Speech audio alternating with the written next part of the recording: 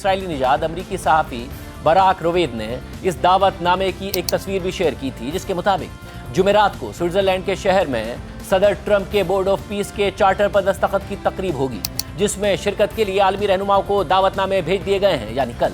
یہ تقریب ڈیووس میں ہوگی، جہاں وزیر اعظم شہباز شریف اپنے اعلیٰ وفد کے ساتھ پہلے سے ہی ورلڈ اکنامک فورم میں شرکت کے لیے موجود ہیں۔ اس کے علاوہ ٹرمپ انتظامیہ نے غزہ میں عبوری حکومت سے متعلق دیگر باڈیز کا اعلان بھی کر دیا ہے، اور ان تمام اداروں کی قیادت خود صدر ٹرمپ کریں گے، اور خود ٹرمپ کے پاس ویٹو پاور بھی ہوگا۔ ایسے میں امریکی صدر ٹرمپ کا غزہ سے متعلق یہ منصوبہ کیا ہے، اور کیا یہ صرف غزہ تک محدود رہے گا، اور یہ کتنے مراحل پر مشتمل ہوگا؟ اس حوالے سے الجزیرہ نے لکھا ہے کہ امریکی صدر ٹرمپ نے باضابطہ طور پر بورڈ آف پیس کے اسٹرکچر کی وضاحت کر دی ہے، جس سے متعلق توقع کی جا رہی ہے کہ یہ غزہ کے لیے ٹرمپ کے 20 نکاتی منصوبے کو عملی شکل دے گا۔ یہ اعلان صدر ٹرمپ کے خصوصی نمائندے اسٹیو وٹکاف کے اس بیان کے چند دن بعد سامنے آیا، جس میں انہوں نے بتایا کہ امریکہ کی ثالثی میں بنائے گئے غزہ کے 20 نکاتی منصوبے کے دوسرے مرحلے کا آغاز کر دیا گیا ہے۔ ہفتے کو وائٹ ہاؤس کی جانب سے جاری بیان میں 3 سطحی پاور اسٹرکچر کی تفصیلات بتائی گئی، جس کے مطابق سب سے اوپر امریکہ کی قیادت میں ایک بورڈ آف پیس ہوگا، جس میں ارب پتی افراد اور اسرائیل کی قریبی شخصیات شامل ہوں گی، جبکہ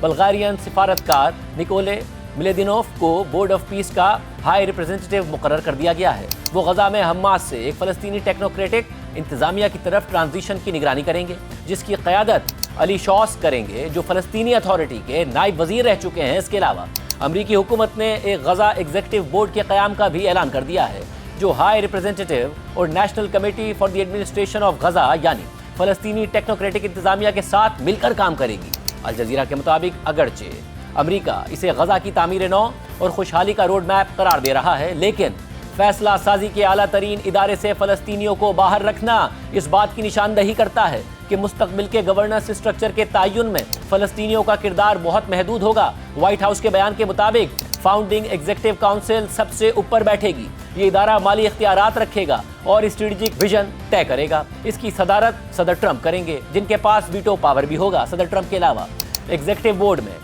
امریکی وزیر خارجہ مارکو روبیو شامل ہیں، جنہیں ٹرمپ انتظامیہ کے سب سے زیادہ اسرائیل نواز اراکین میں سے ایک سمجھا جاتا ہے۔ اسی طرح صدر ٹرمپ کے خصوصی نمائندے اسٹیو وٹکاف اور صدر ٹرمپ کے داماد جیرڈ کشنر بھی اس بورڈ کا حصہ ہیں، جو اسرائیل کے سخت حامیوں میں شمار ہوتے ہیں۔ ارب پتی بزنس مین مارک روون، سابق برطانوی وزیر اعظم ٹونی بلیئر، ٹرمپ انتظامیہ میں قومی سلامتی کے نائب مشیر رابرٹ گیبریل جونیئر اور ورلڈ بینک کے صدر اجے بانگا بھی اس ایگزیکٹو بورڈ کا حصہ ہیں۔ رپورٹ میں مزید لکھا ہے کہ بلومبرگ نیوز نے اتوار کو رپورٹ کیا کہ ٹرمپ انتظامیہ نے دعوت ناموں میں کہا ہے کہ بورڈ آف پیس کا مستقل رکن بننے کے لیے کم از کم $1 ارب فراہم کرنا پڑیں گے، جبکہ غیر مستقل رکنیت مفت رہے گی۔